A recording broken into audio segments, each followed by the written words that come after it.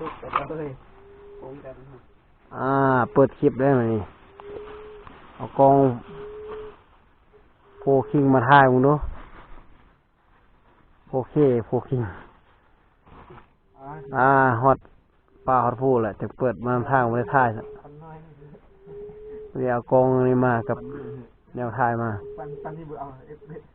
ปันเยอะอีกจะยืดถ่ายอยู่ของการมือแรงต้นครับอีต้นกูนี่ละเอาปันเยอะของการพอดีนะปันเยอะของการเพื่อกินชื่อเริ่มเปลี่ยนปันเยอะแล้วอยู่ขอกินนะจำหมาแล้วก็จำดีๆเลยผักกินข้าวสวยนะจำดีๆเลยจำมาสุดเลยปิงนกตัวเยอะก็นี้แบบนี้นะไปก็ได้ไหมอยู่มืดพดอยู่กวางทำนะโธ่มีแต่มนุษย์ทำนะเบิดเราคนนึงเขาย่างอยู่อ่ะย่างมาติกเรือกับเท่านี้แหละเราคันว่าเราเอาเฮือเขาเรียนน้อยกินแล้วสินะปิงนกคนฮ้อน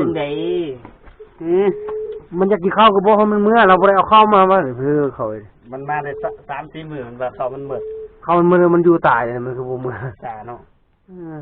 มาล่ะมันกันเฮือน้อยแล้วกันแต่กันดีด้าพร้อมมันเขาหมดเป็นเด้หมดฤทธิ์มืดของแก้มเราไปยังเมื่อเนาะกินข้าวกินน้ำขอบใจแล้วเป็นมือกล้องฮะไม่ต้องกินก็กินก็แม่ครับแม่กล้องก็เล่นเสื้อถุงนะมาไปทัวร์นั่นเล่นวายมืดนกอะไรไหมโอ้หนักหนาขนาด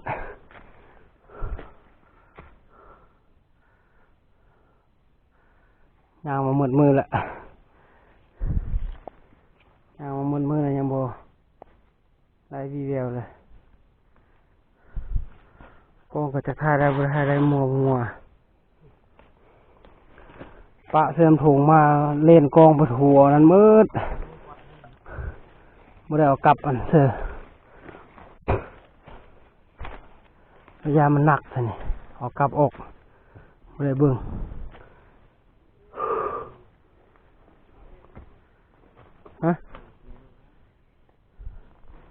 ทางตัวฮ้อนมาได้ตุกันมากตัวมูก็ตัวมาไล่หนีมาแล้วโอ้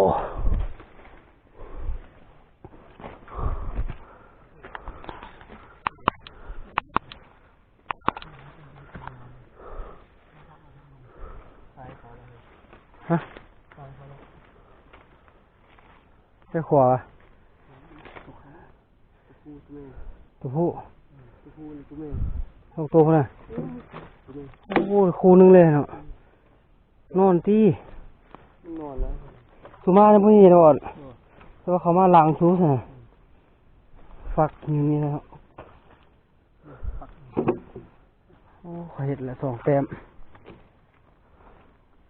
ยังอยู่ยังหลายตัวอยู่หมดสภาพเลยหมดแห้งมันจะให้ยองในวันนั้น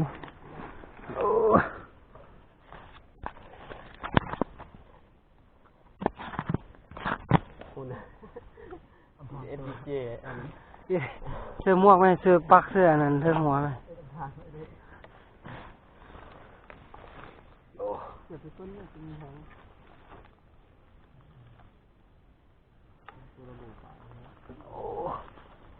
เขามาเขาเคยเห็นว่าเขามาได้ก็ยังเข้าไปพูดแหละบนกันว่าพูดแหละสุดพูดนะ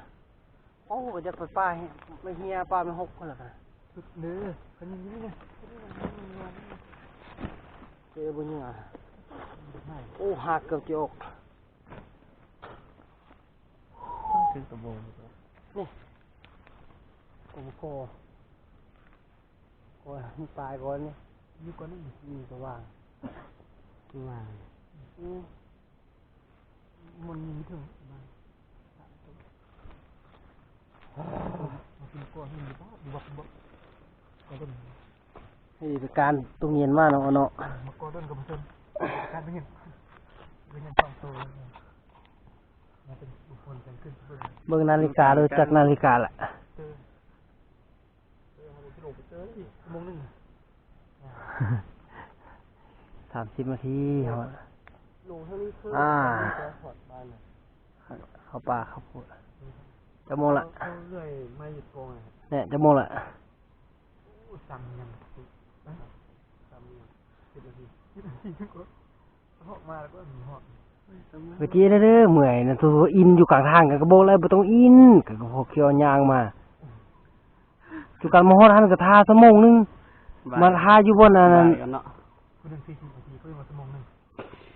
อยู่นั่นน่ะอยู่แถวกลางทางจุกันก็ท่า2 เทื่อแหละ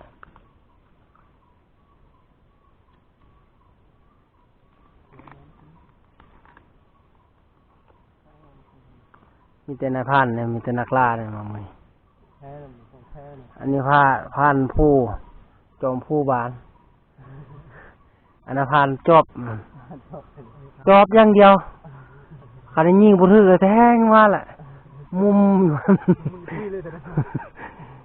ตัวได้ตัวเดียวมันถางมันกกก็มาให้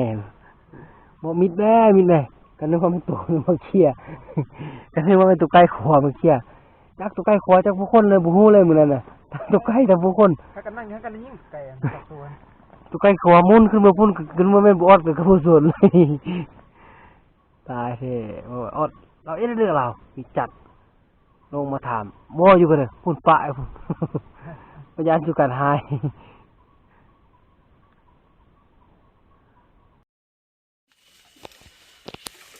ยิงหอกมดซอกมดแรงทีนี้เห็นปลายหางมันแล้วสินี่เอาว่าแม่นบ่ แม่นแล้ว โอ้ โอ้แม่นโถอันตึงเงินยิงตะคิวยิง ยิงเลยดิเราจะยิงเจอเลยตายแล้วนะ ตายไปขึ้นมีสปายหางมันบ่เห็นเลือดลงไปเตือทั้งดำไปเตือขึ้นก็ได้ทำตาย บ่ตายมันก็เข้าบ่ได้แล้วล่ะโอ้เลย คือกันมันเห็นห่างนี่ละ ยิงนี่เลยพูดกล้ายิงบ่าเบิ่งผ่านแพงอย่างนี้นะเบิ่ง อันนี้ผมเป็นยอมแล้วนักกล เดี๋ยวยิงปานยิงตัวลูกถ้ายิงตัวหก บ่เห็นเตื้อเห็นเนื้อเด้ จุกกุ๊กหายเนาะ กันว่าแล้วรุ่นนี้มันต้องอยู่บนนึงอยู่บนนึงอยู่บนนึงมันแม่นนี่บ่หามาเบิ่งดูตอนนั้นเราโซกมันเดียวเบิ่งแม่มีหูบ่ มันบริใต้ก็เห็นนะ เขาบ่เห็นหูเห็นซอดก็บายแล้วแหละไปตัดไม้มาเป็ด ไม่เยอะหนึ่งทั้งนะฮะอะไรก็ไม่ได้ ตัดไม้มาปีนขึ้นค้ำซะนี่ปีนขึ้นไปเครือมันหั่นส่องดูมีหูบ่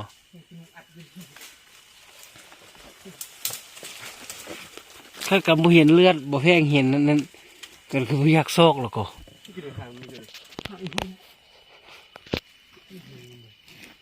มึงเอาไว้ไม่ปืนนะปวดไปแล้วไหมปะไว้บนเดินนึง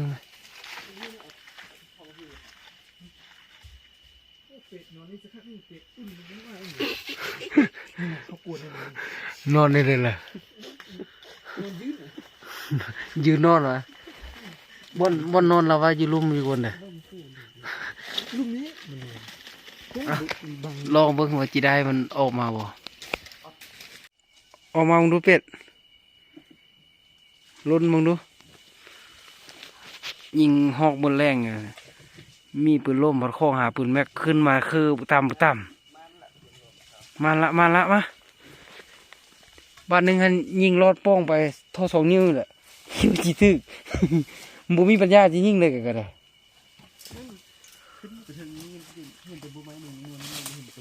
ทึกเอิกพี่วะลุ่มพี่วะทึกทองแล้วเนาะทึกเครื่องเนื้อแล้วเนาะกันว่าแล้วคือว่าทึกทางแถวนาแถวเทิงพี่โอ้บ้านทำอิฐกระทึกเนาะทึกตีนี่ เสร็จแล้ว ไปเลยมาแล้วไป นี่นะเขาเนี่ย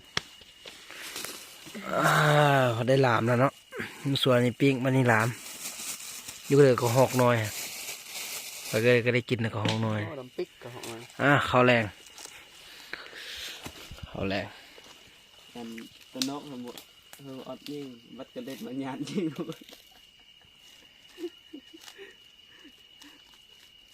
กินข้าว9 โมง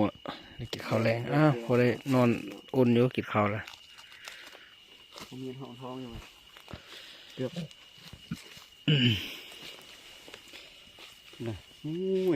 พันอดจำก็ได้ พูดกับเขาเยอะนั่นไหม พันอดมัน เยอะนั่นไหมอันจำนะ เด็กก็มักท่วงเดียวเนาะเจ้าสิท่วงไง จิตเดือดเหตุก็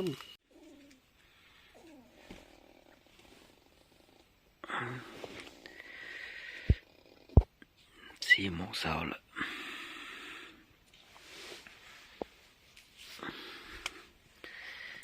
มาละตัวนึงละมันมาเทื่อนึงละมาตัวนึงตอน11 โมงฮะหมู่เฝ้าบ้านยิงนี่4 โมงจะมาอีกตัวน้อยนะบุโลปายละโอ้เอาทับเสริมมาหินหัวจนบาดยิงยิงพี่ยิงขาหน้าล่างพี่อันนี้ไม่ได้ใส่งานอันนี้นะ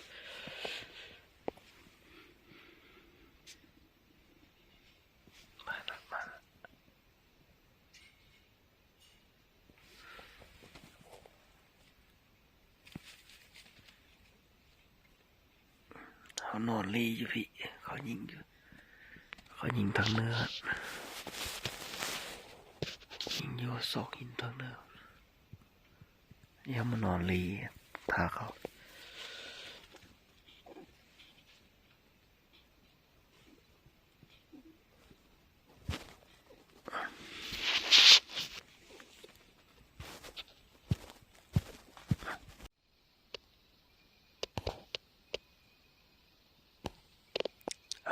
เริ่มแจ้งแล้ว6 โมงปลาย6 โมง15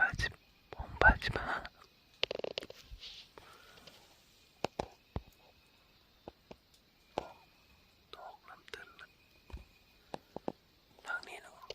ทำบทปุ่มมีคนนั่งก็น้อยก็ทำ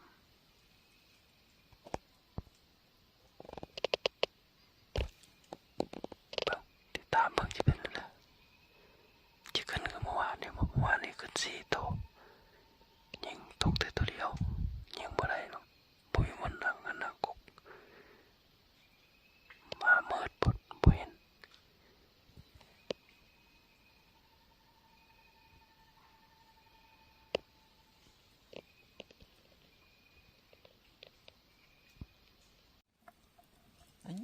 ตายไม่กันนะ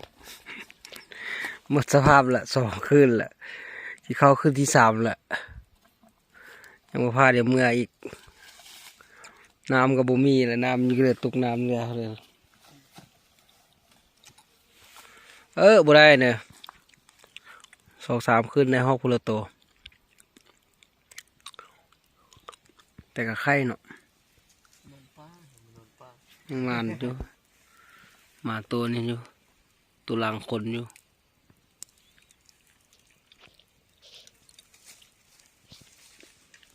พอได้กินครับมื้อเช้าแห้งบ่ได้ฮอกจักตัว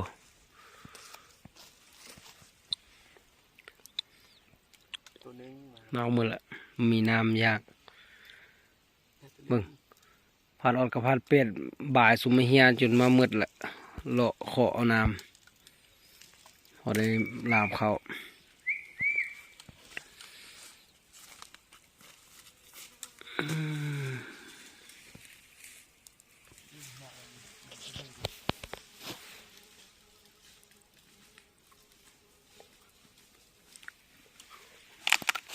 2 ตัวหัวเน่าแล้วหอกแดงยิงถึกทอง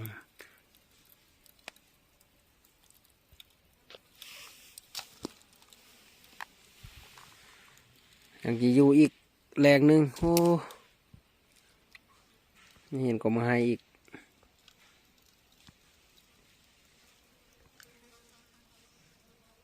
หกตกยิงตกผมมีโอกาสจะถ่ายคลิปเลยตกหน้าผาหน้าหินพี่ลึกยิงตก3 ตัวบ่2 ตัว3 ตัวศอกเห็น4 ตัวเนี่ย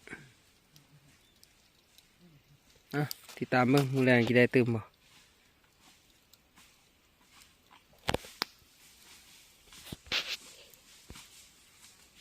ได้อยู่ว่าน้ำมึงดู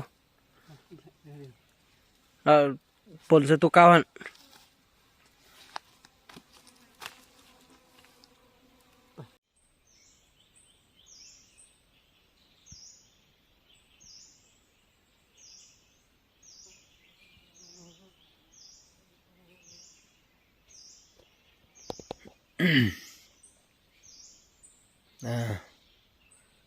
เข้าแรงที่3แล้วแรงที่2ไม่ได้ก้านเลยไม่ได้ถ่ายเลยหนาวก็หนาวเมื่อยก็เมื่อยถ่ายรวมเดียวผมมีคลิปลงบัดกลับมาเจอก็มาให้อยู่หน้าผาเนี่ยเก็บยิงนกเช้านี่2-3 ตัวถ้าบังหกแรงเกี่ยมบนนั่งไว้แค่เปนอนท่าอันนี้ก็1 โมงครึ่งละเบิ่งนาน ตัว19ไปเราไปอยู่เจเนอร์แล้วตัวนกดิหรอบุญนกหินที่สลับอ่ะ10 ปลายตัวโอ้เสียดายเมื่อคืนนี้มาปลดเนาะปลดไว้ถืออีกได้จาก20 ปลายตัวกับตัวแห้งแล้วพอได้กุมบ่ายพาเดี๋ยวมกเฝ้าตัวหกคนหมดแล้วจักตัวหมดแรงโอ้ฝนตกห้ามอีกมันเขาเขียวนะ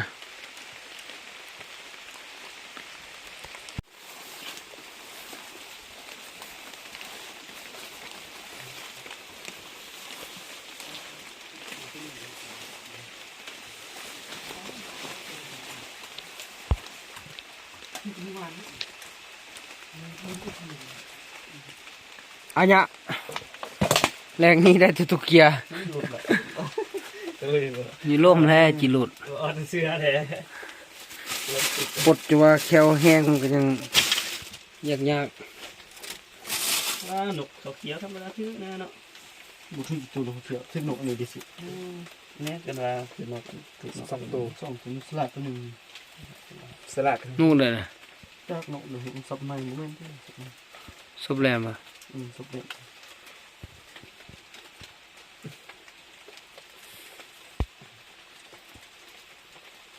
โอ้ พริกมันดูอดปลาถึงมอง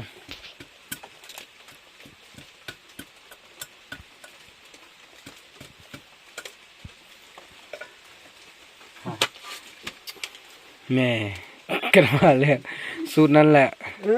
เอ็นนี่แหละเอ็นสนุกสัมกับพิมพ์มันนะมันไวเนาะ กะทิมันอย่างมันบ่เป็นเอาแล้วกะทิ ไวเนี่ยเอาสมองตัดเอาสมอง เฮ้ยเอานั่นพายวันนึงเนาะ โอ้ย แพงย่อนั่นคือเป็นทั้งเทิงคนนึงแล้วจะไปเตียงปืนนั่นเลยเครื่องกันเลย โบลูกที่เทปไฟ ธงเล่าน่ะอย่าไปลงนั่งเอาละจูพอได้กินอยู่เกียร์ใหญ่เกียร์แบบไฟ รวมมุนแบบนี้ มีตัวเหม็นในบ่สัว นี่